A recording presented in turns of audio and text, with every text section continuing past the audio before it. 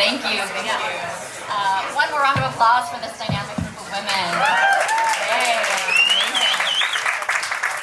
Okay, so since this is a marketing innovation session, I do want to kick us off with some thoughts and some situations around marketing in the post-pandemic world and what we've seen so far today.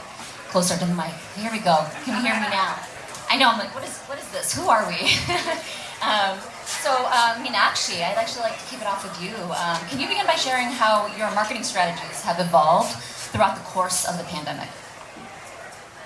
Absolutely. Hi, everyone. I'm Meenakshi, and I'm the SVP of Marketing in Panera Bread. But when it comes to pandemic, I actually started that when I was still leading marketing at Sweetgreen. So I've experienced pandemic through the lens of restaurants, not just one, but two. And so as you can imagine, March 13th, everyone remembers that. After that, every single day has been, you can say you're evolving, winging it. I don't know what it was, but I do think it brought a lot of focus in what we were doing. We had to quickly prioritize, at least for restaurants, that it's about safety, it's about convenience, and it's about gaining that trust back with our guests, right? So we had to really pivot on omni-channel, not just a word, but getting the food to our guests wherever they want it to be. So whether it was innovation like curbside delivery, stepping in more on rapid pickup for Panera, drive-through, contactless dine-in, just all of those different channels of how do we make sure that food can be delivered safely to the guests wherever they wanted it. And really, delivery and omni-channel is where we ended up really doubling down. And digital was a way that just accelerated, I think. A lot of things that were just table stake in other industries had to get caught up for restaurants, and I think that's what happened everywhere. That's amazing. Thank you for that perspective. Ashley, I'd love to have that same question to you from a Walt Disney perspective. Yeah, good morning, everyone. My name is Ashley Cartwright. I'm the Vice President of Media at Disney, as mentioned, and I think I'll start with my job description, which is what shifted in the pandemic. I was only working on theatrical before and came out of it working on theatrical, Hulu, Disney Plus, and so quite literally everything shifted because of what was going on in the way that we were distributing content and what was most important for consumers. And so our tactics shifted to the home and the television, and that's becoming increasingly more important in general across all of our brands. And so I think one of the major things was transitioning our mindset to reaching someone in the home. And before it was on the go, mobile devices are where you're at. How do you reach them at every touch point and channel? And it really shifted our focus into the home and into what those audiences and targets were doing. So I think that was the main thing. That's a great point. Yeah, going from being everyone everywhere at any given time on multiple devices to one main device in the home, or a couple multiple devices in the home. Really interesting. Anna, I'd like to shoot the next question over to you, if we could. Yeah, what skill sets do you think successful marketers will need in the years ahead, and how are those different from pre-pandemic days?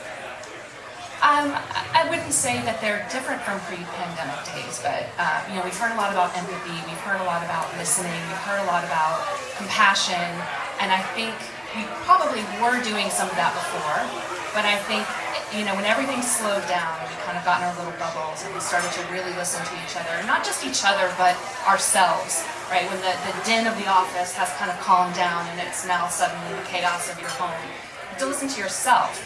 If I'm a consumer, what do I want? As a human being, what do I need right now? So putting yourself in position of being that person you're marketing to, and just kind of taking your cues from your own life and how things have changed for you. That's how they've changed for everyone. Maybe not exactly, the same logistics, but emotionally, and where we all feel in the world has changed for everyone. So leading them to be perfect piece there. Lindsay, I would love to hear a little bit from you on that topic, if you can expand a little bit. What skills do you think successful marketers will need in the years ahead, and how do you think that's shifted from pre-pandemic days?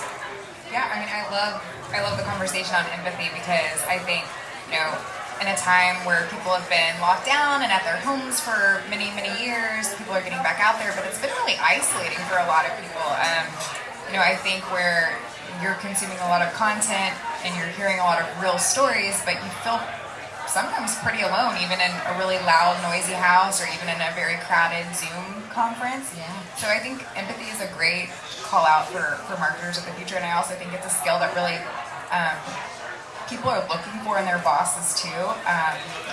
My best bosses are the ones who have made me feel really seen and valued as a person, and given me some grace where, during the beginning of the pandemic, where I had 2 small kids at home and you have no childcare options and you're doing the best you can, and people are really hard on themselves, I think especially working parents where you can't really do it all. So I think just a little bit more grace is really important.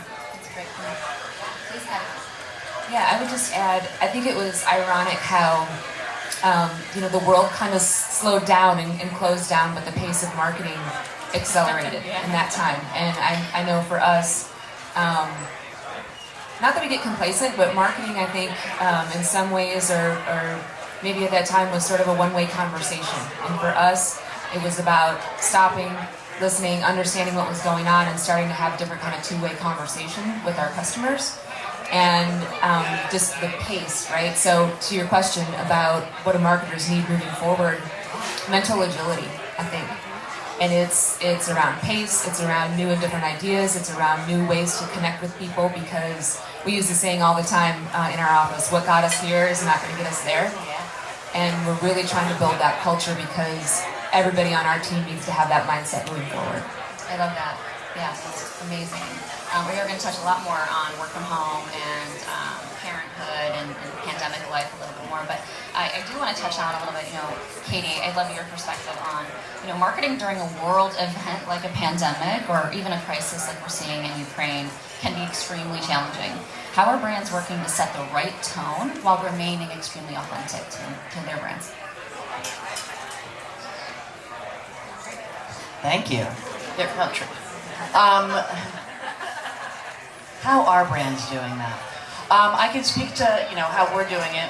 I've been lucky enough at the CW to work at a company that's just about sort of entertaining. We can have some loftier goals and ambitions in terms of sort of the stories that we tell, and we try very hard to have a very broad range of stories that we tell about a lot of different people and experience. But to never sort of, or rarely step in it in a sort of more serious situation. We're not out. Sometimes that is the most authentic way. Yeah. So we're not, we're lucky enough to not be trying to trace trends. We're so lucky that we don't have the budget to be running on CNN. We are so lucky to not be Apple is. But I think it's it's keeping in mind what is our core purpose. We're a TV entertainment company. Our core purpose.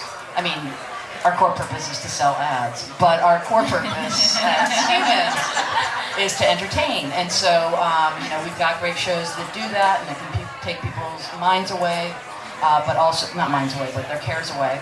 And can definitely do that. But in terms of how we market and where we put messages and how we put messages out there, it can be a little tough and it can be really sticky right now. And a thing that I keep thinking about since I got on a plane from California yesterday is even being here in Texas, right? I had a long night of the soul. Is Texas a place I want to come and spend my money and my company's money at this precise moment? And so what I did is I gave a bunch of money to trans youth in Texas. I gave a bunch of money to Planned Parenthood.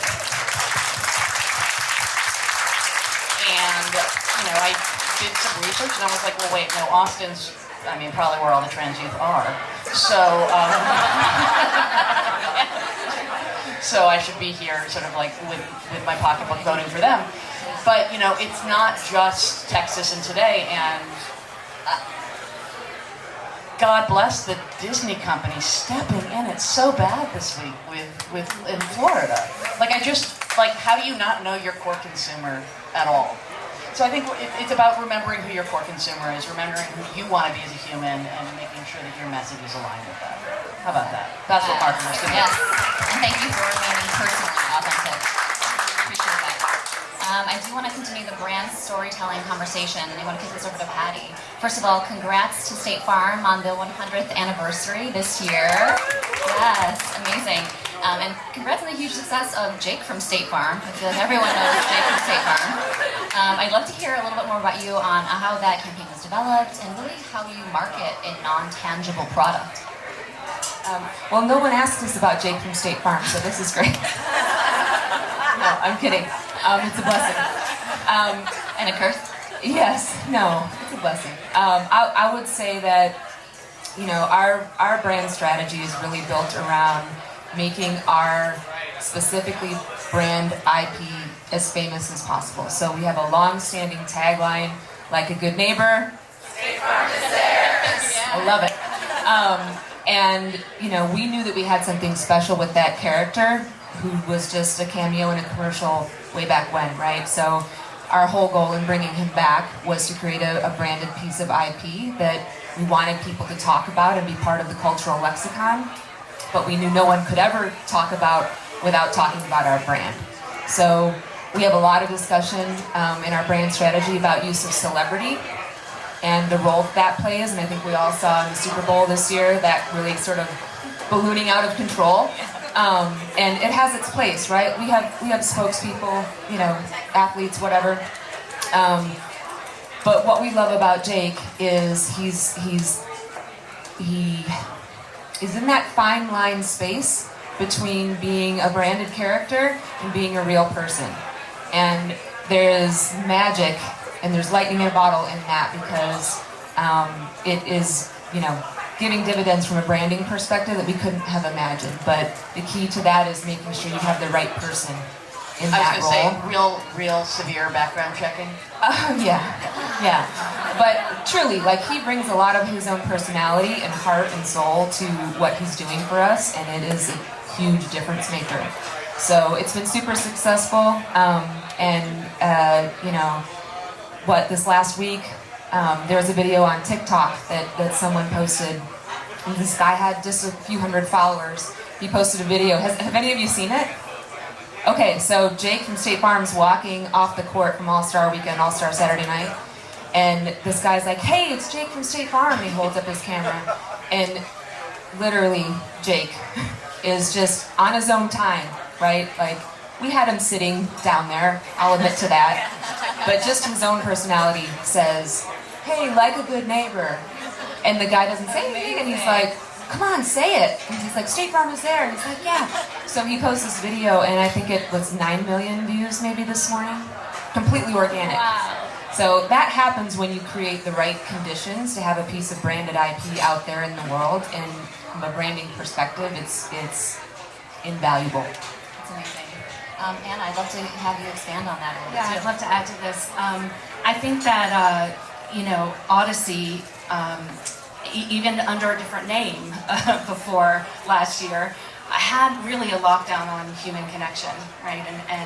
And not just the authenticity of ourselves as brand storytellers or marketers or the product or morals or values, but also our whole business is built on relationships, and it's built on authenticity, right? In the entertainment space, in the news space. So we, much like what Caty was saying, you know, we have the opportunity and the responsibility to tell stories, to hear perspectives, to engage, to entertain. And so we started to think, how can we bring what we do closer to who we are, and how can we tell that story through brand?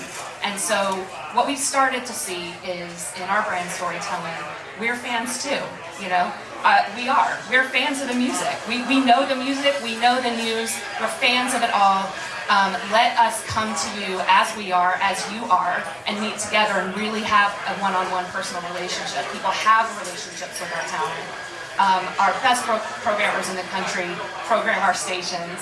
You know, they really know what they're doing. So I think it's, again, that view of, if I were the person consuming this product, if I were the listener, what would I want? And then trying to think about how to bring that together and bring it to life. Yeah, I think we're seeing a theme of empathy going across everything that we're saying here today. I do want to pivot a little bit to live experiences because we haven't seen many in the last 2 years. Iris, I'd love to hear from you. Live experiences were almost non-existent for the past 2 years. Can you share how you managed that and how you pivoted your executions, especially from a sports perspective?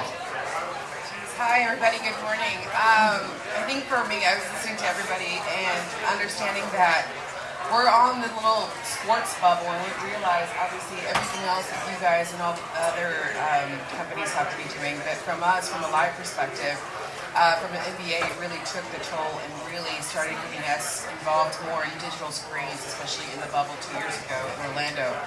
That was probably the most hectic time because it was, how do you still entertain fans? How do you still show up in their houses? How do you still keep your brand intact and also people following you? And there's a couple of things that we also did during the pandemic, but it was giving back to the community. They're the ones showing up to the arena every single time in their season, that it was important to give back to the hospitals, donate to the schools, donate to them. And it was, in a sense, it wasn't to get more followers or to get more social media likes, posts, reposts. And it happened till we got close to over 1 million new followers within 3 months that basketball wasn't going on. So now how do you advertise to this new audience that's not a basketball fan? They're just happy that you gave to their school and they're following you now because their kid is wearing the mask now. I don't know how close I am. But it was more, how do we make sure that Senor Jose over here at this house is still watching the Mavs game? And what the NBA did, and what we did also as a franchisee, was we had those screens, and we had to plug in 300 people in those screens every single night, and I was leading that for the Mavs. But that goes back to being agile and really learning it. You're forced to learn a lot of new things during the pandemic and learn it, take advantage, take the courses, because if not, we wouldn't have been able to fulfill that for 300 fans for, I think it was 7 games that we played, and we had to leave. But it was that many that we had to make sure, and people were excited. At that time, it was only 6 months in, 3 months, I don't remember now. But people are already zoomed out. They don't want to be on screens, but how do we make sure that we give that experience? The other thing too, we had so many giveaways. The Dallas Mavericks are really great at giving stuff away at games. So we had so many items that we were giving out, we're going to give out in our playoffs at home, that we started giving out these t-shirts and necklaces to restaurants that were starting to shut down, saying, no, if people buy more than $20 at your location, give them a shirt. We didn't care. It was more about give them something to talk about, but at the end of it, it was a return investment for us too, because our community was now wearing us too as well. So it was more, how do we make sure that we engage them? And while digital was the solution during that time, after that, I mean, this past season, when we did open it up for the fans to come back and sit for playoffs, nobody sat down. I think we had 20,000 screaming fans, and you just knew they were ready just to get out. So for us, it's always making sure that they're entertained on social, digital, with animations. We didn't have access to our players, so animate them. We couldn't voice them over. Great, put text on them. We had to find solutions to make sure people were still engaged with our product, even though they weren't live. But one of the solutions was the digital screens that we did in Orlando in the bubble. Amazing. Everyone's getting a Mavs shirt. I'm just kidding. Nobody's getting a Mavs shirt. You will get a car. No, just kidding. Go to a Mavs game if you want an amazing shirt. Yeah. Lindsay, I'd like to pivot over to you a little bit, and as we hopefully enter this next phase in marketing, post-pandemic, whatever we want to call it, still in the pandemic, I don't even know. Can you tell us what you've learned over the past 2 years, and what do you never want to go back to? All of it. No, it's a great question. I think, talking about the last 2 years, so I'm at Pizza Hut, QSR can kind of sometimes be, we tried that, we know that, this is what works. And I think what's been really fun is that, a couple other women have spoken on this, is that we had the chance to do some things that we haven't done before, and not all of those things worked, and that's okay, because you don't find the lightning in a bottle or those hidden opportunities if you don't try. So I think there's more of a mindset of some healthy risk and trying some things that maybe haven't been done before, and so I think that will be a really great opportunity moving forward. I was also just having a side conversation with a couple ladies over here saying, it's been a digital boom. You know, my parents are nearly 70, and before they would say, oh, I can't bank online, they'll steal my identity. And now they're like, what do you want from Uber Eats, girl? So, you know, I think there's this huge boom of, you know, the digital world and people being more open to that. I also think what people expected before, convenience and easy, or personal preference and, you know, great for us, like a great tasting product, and you would usually say, well, I can have easy, or I can have something I really prefer or I want. And I think customers now are like, no, and I want easy, and I want what I prefer. So I think there's a great opportunity for marketers to hone in on that space. Great point. Anna, I'd love to hear a little bit more from you on that same topic, especially as one of the few female executive creative directors. If you could touch on a little bit about, you know, what you've learned the past 2 years and what you never want to go back to. Sure. Learned a lot about myself, learned a lot about my family, learned a lot about boundaries, learned a lot about what I look like on Zoom. No, I think what I learned is, well, a couple of things. I mean, this is just personal. I don't know how it would relate back to marketing necessarily, but you know, when you're in the office, there's this, you know, you walk away from the office, you leave it at the office, you come home. So there's this real bifurcation between your work life and your home life. And that was absolutely obliterated. So it's a new way of thinking, how do I bring the best of my work thinking and my work self into my personal life? And how do I bring the best of me personally into work? Because it's the same corner of my bedroom, you know? It's like, that's it, 2-bedroom apartment. So it's thinking of, what are those translatable skills? You know, curiosity, kind of discovery. I'm learning things off work hours that I'm bringing into work, such as, you know, better patience, or how moods are changing, how my mood is changing, how what I need to connect to and what I want to connect to is changing, how my kids, how my husband, like, you know, all of it. What do we need?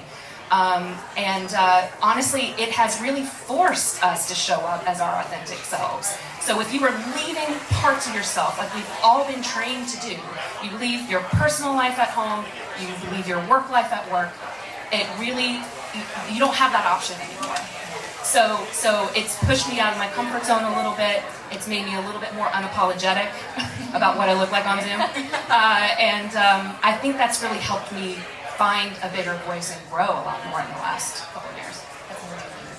I was going to say, like, the comfortability that it's allowed for all of us to have and showing up exactly as we are and having a little bit more courage to be like, I'm not okay right now. There's so much happening in the world. There's protests. There's, you know, World War III. There's so much happening. I'm not going to that meeting. And now people understand it a little bit more. There's a little bit more grace. And so I absolutely don't want to go back to having to pretend that everything is fine. And I'm very impressed that you brought out the big guns in your footwear. Like, I'm never wearing anything but sneakers again. Because, you know, if you know me, you know I love heels. But what's interesting is, you know, I can sit in my position in my department, in my organization, and talk about the things that I have learned and the things that I experienced and the ways that my team experienced the last 2 years and the important lessons we learned and how we're doing our jobs better than ever. But it doesn't matter if you have senior management who's super excited to get back to normal. Yeah, what's normal? Normal to you know, this is a friend told me about this. This is my company, obviously. But, you know, it's people who are, you know, a minute and a half from what is still a funded retirement for them because they've been working long enough to have gotten, you know, a full pension, who love to walk around and see the people who work for them and be sort of like, this is great. Look what I do. Look at how important I am just because there's bodies and chairs. Are we doing our best work if our bodies are in that building? I would say the last 2 years taught us no, but there are plenty of organizations where there's a real drive to get back to a normal that just does not exist anymore. That's a great point. You know, in addition to that, I think the one thing that I will say that we've taken away is more about, to me personally, it's perspective. You know, like, it's just in terms of learning that there are things that you can control and things you cannot control. And how do you, in these 2 years, really focus on that? Yes, maybe business is down, but yes, work is hard, but we have a job, right? Like that was not a given. So I think that at least me and my team, we always talk about it's okay. We're selling soups and sandwiches, and one day it goes down. That's okay. It's really understanding what we're here for and trying what we can in controlling what we can. There is a macro environment, and I hope that mindset continues. To your earlier points as well, is that's how you take risks, without the feeling of I know there is a one way to do it. Now there isn't. You thought there was only one way, and now you know that it blew up, right? Great. So it's perspective, I think, is really key. Yeah, that's amazing. All right, it's time to get into the really good stuff. This is great, but it's time to get even deeper. Caty, I'm going to kick it off with you on this question. What leadership lesson have you learned that's unique to being a female leader? You get only one pass for the day. Well, I mean, I think, I'm going to take that pass on this one. If anyone wants to raise their hand to answer that question, otherwise I can force you. Patty, thank you. Yes. Thanks for that, Caty. No problem. I would say, from a women's perspective, it's don't underestimate the power that you have as a female. And what I mean by power is not like your power. I mean the influence that you can have, and being self-aware enough to understand how much that can affect other people, positively and negatively.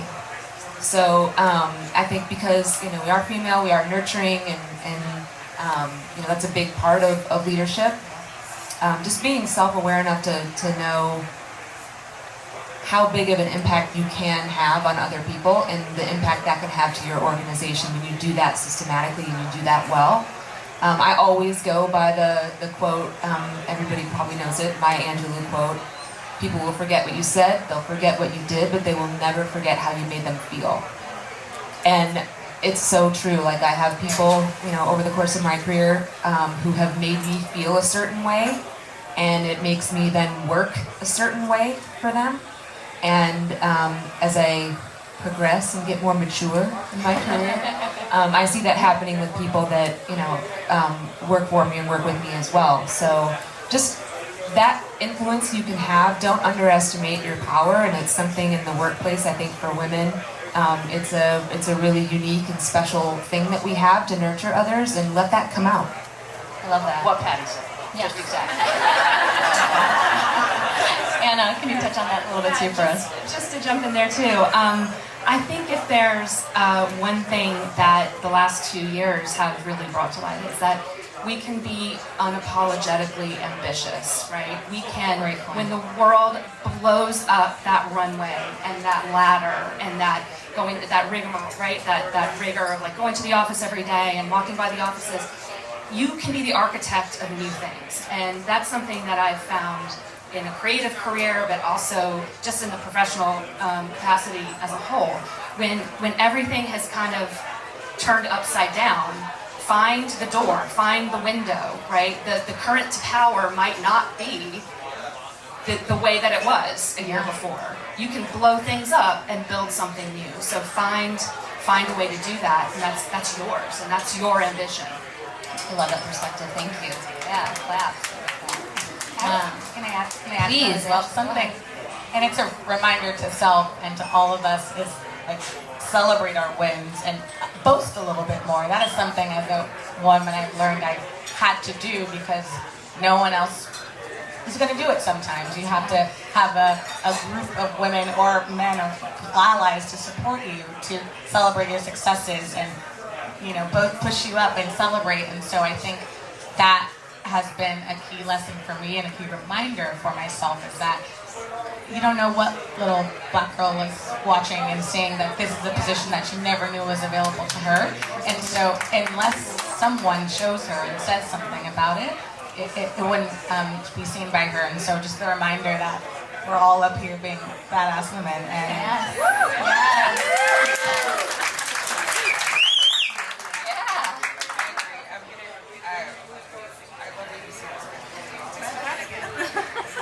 All right. Here we go. All right. For me specifically, I think the biggest thing is just speak up. In a world of sports, in a world of men, no offense to everybody here, women don't speak up enough. And speak up so that way and show up for whenever you speak and say you did something, do it, deliver. That is what's most respected. I see that. And that not all men are enemies. They all want you to succeed too. We work around a lot of people that are always very supportive of women. And I work with a lot of people like that. So I think that, to your point, is making sure that when people are saying, hey, congratulations, Iris, you did a great job, you and your team, know that it is to you too. And I'm like, hell yes, I did that too. You're right. And not just my team. I was leading that team. So yes. So I think it's recognizing the awards and making sure you speak up. Amazing perspective across the board. Lindsay, I'd like to pivot a little bit to you on something in the similar vein. What do you think is the most significant barrier to female leadership? And have you been confronted with gender-based roadblocks in your career? I would say, so I'm on the Pizza Hut leadership team. Whenever I moved into this position about a year ago, I got probably 40 notes from just women in the organization that I mostly didn't know, saying that they were really excited to have a woman on the leadership team and that they were happy to be seen. And I think to the point of when you see somebody in roles like that, then you think you can bring that same, you can have that same path, you can have that same progression. I would say that I don't know really anyone here, but I would say I am not known as somebody who's like a shining star of optimism. I'm a realist. I would say most people are rooting for you. And I think if you go to somebody and you say, hey, I could really use your help here. I'm trying to figure out this problem. Hey, this is what I want to do in my path. Can you help me map it out? I think most people would be like, yeah, I'm honored that you would ask me. Let me lean in on there. Let me help you. And I have a really strong, high-performing person who's been on my team for a long time, and she's amazing at lifting up everyone around her, but for herself, she never really says, I need this, what about this, where's my next opportunity? And so the advice that I give to her, and I would say to other women who are looking to get into leadership is, advocate for yourself like you would advocate for your best friend, and negotiate for yourself like you would negotiate for your best friend. And sometimes we have more courage when we're doing it for someone else than we do when we're doing it for ourselves. And literally the data says ask for like 10% more than you could ever imagine you're worth. Like just ask for more. It's insane to me, like how I'm not a big data person, ironically in my job, but the data is so clear about the fact that women are still dramatically underpaid for doing the same work, and plus the sort of like nurturing and the like emotional labor that's expected of us.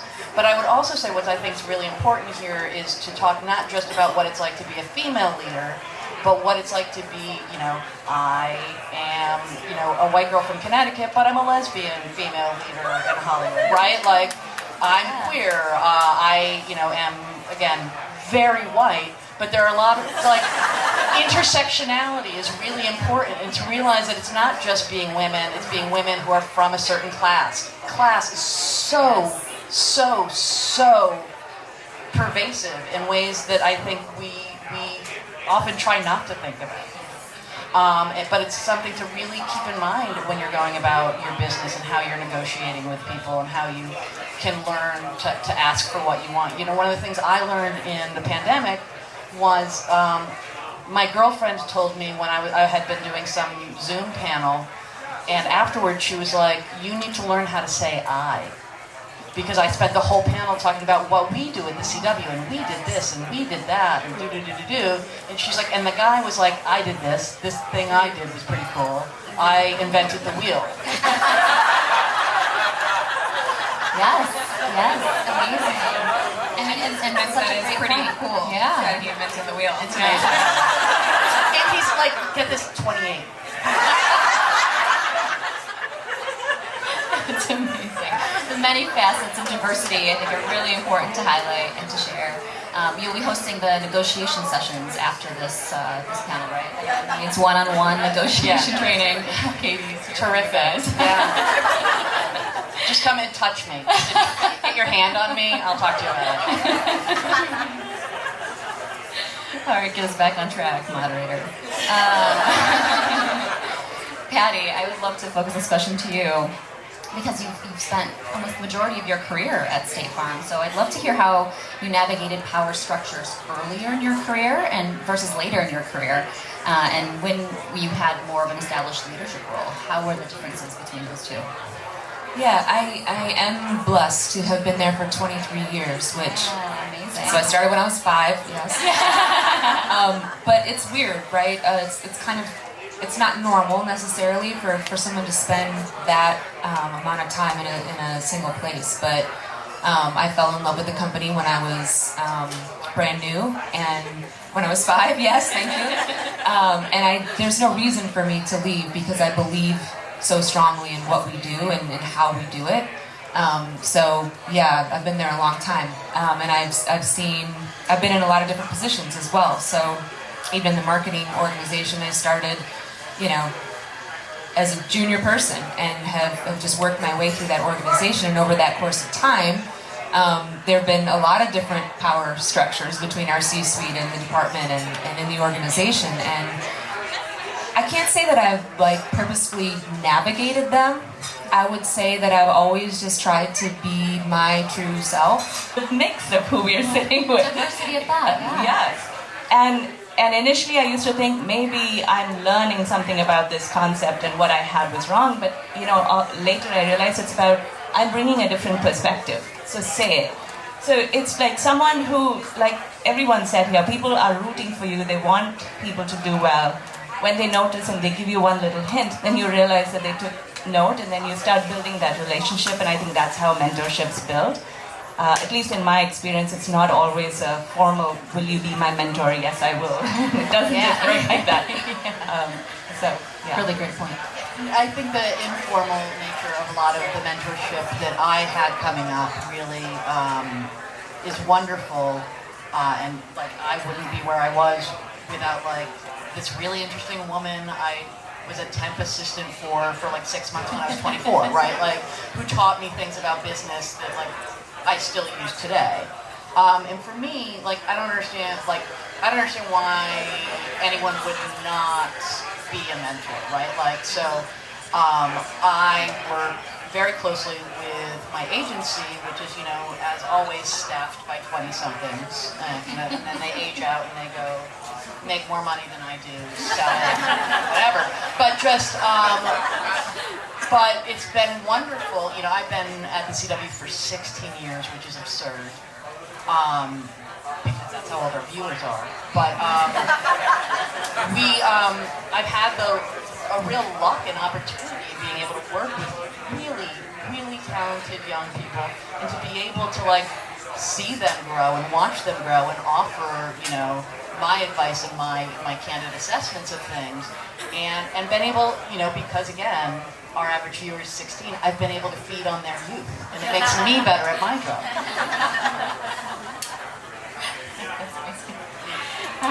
Iris, I'd like to hear a little bit more from you too. The microphone, both of them, in case one doesn't work. It's really easy. We talk a lot about this, and it's kind of, it's really easy to fall into the habit of waiting for opportunities to open up. And I think a lot of female employees and colleagues do that quite often. But how can we start actively seeking out opportunities to grow and advance in our careers? I'm going to tell you a little bit about what I did. I'm pretty sure at one point I probably hit you guys up on LinkedIn. I think one night I was hitting up 200 people, 300 people, just saying, hey, I just need a few minutes of your time. I am going to retire with FIFA. Just remember my name one day.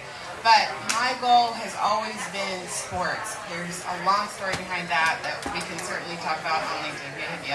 But what I loved, and one thing that I love about the whole mentorship and just this question is, I was sitting at people, I literally was, so 2, 3 in the morning, like, hey, just give me 5 minutes of your time. You know, I just want to know how you got to your position.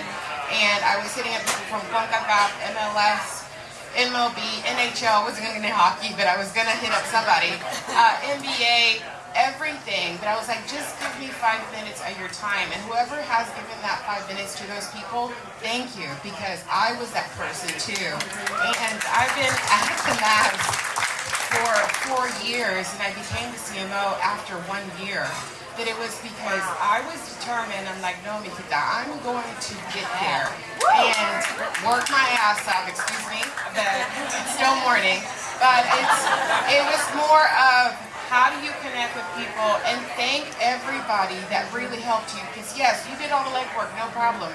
But thank everybody, and I think that's really important to also do that, because even just reaching out, hey, you know what, thank you, Becky, for giving me the contact for the HR for NHL. Nothing happened, but thank you for that.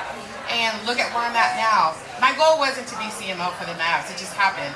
But it was because someone saw something in me that I didn't see in myself, that I was working so many hours. I don't think how many times I slept because of all these different agile moments we had to have. No one knows what's going to happen on the court or off the court.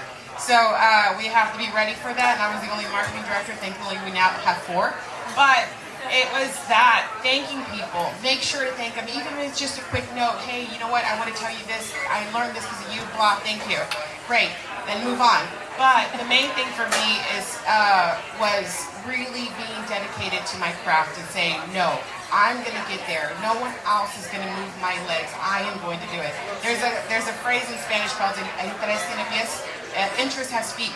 It's like, if you're interested, walk your ass over there and do it. So, Great phrase. Yes.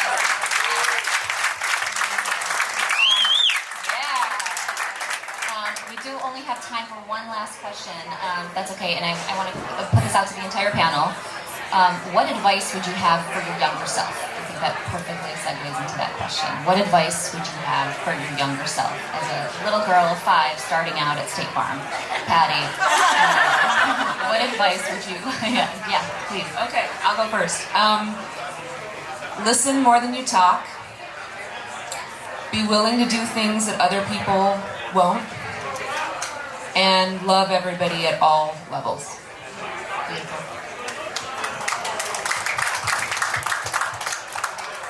Ashley.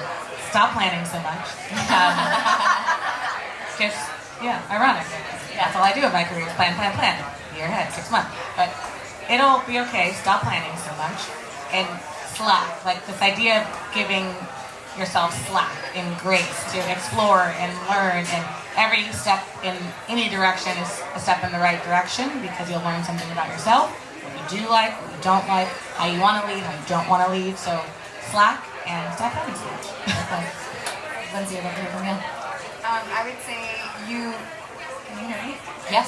You can do it all, you just can't do it all at the same time. So I would say, sometimes that's like your own personal mental health and your mental well-being that you need to take a break to do that, and sometimes it's your work, and sometimes it's your family, and sometimes it's your passions, and so it's okay to pick something that's not work for that time or season of your life. And so there's only so much time, you can't do it all, so pick the things that you need to focus on then. And a woman on our leadership team says the difference between glass balls and rubber balls, and so sometimes you're going to drop something and you just have to decide, is it a glass ball, and if it drops it will break, and if it's a rubber ball it will bounce and you'll survive. But what happens with my brass balls? I think we find out in the negotiation session.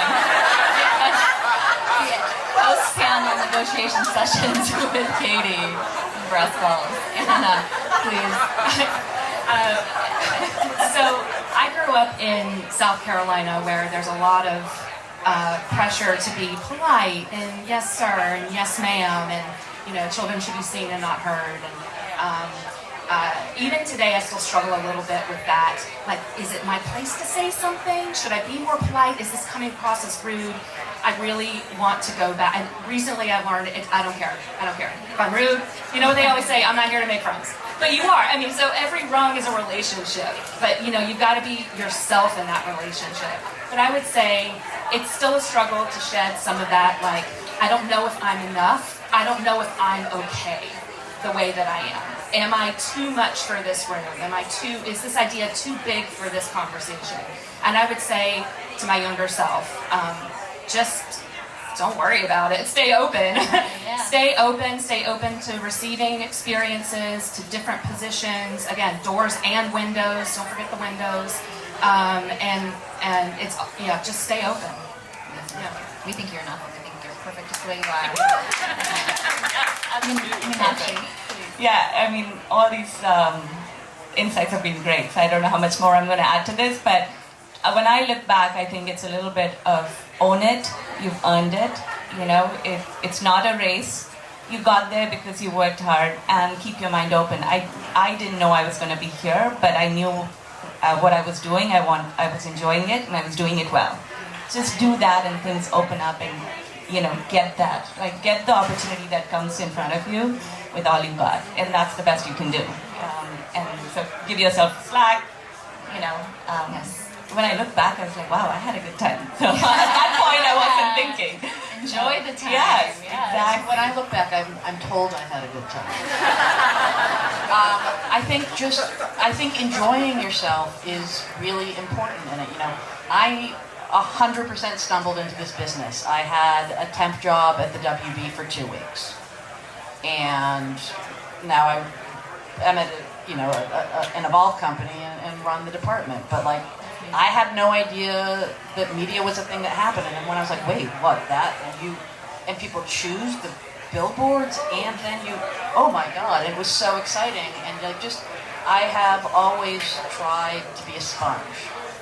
I think that's the best advice I can give to y'all, and also that I sort of practice myself and need to remind myself sometimes now that I'm a little more brittle than I was, is that the whole world's out there, and you can learn about so many things, and the connections are astounding. And I think being here right now and talking to you lovely ladies, and to be able to participate in something like this, being in community is key. That's a great point. And Iris, last but not I would say least. for me in general, I think it will be, don't focus on titles. Don't shoot for that title. Just be a good human being. When you walk out the door at 5:30, whatever time we walk out at 11, but you walk out as just Iris or Juan, Jose, whatever. Not that title. When you die on your tombstone, that title's not there. Just be a good human being. Just be a good human being. I think we focus too much on titles and just treat people as a human. Such a good point. Okay, one more round of applause for this amazing.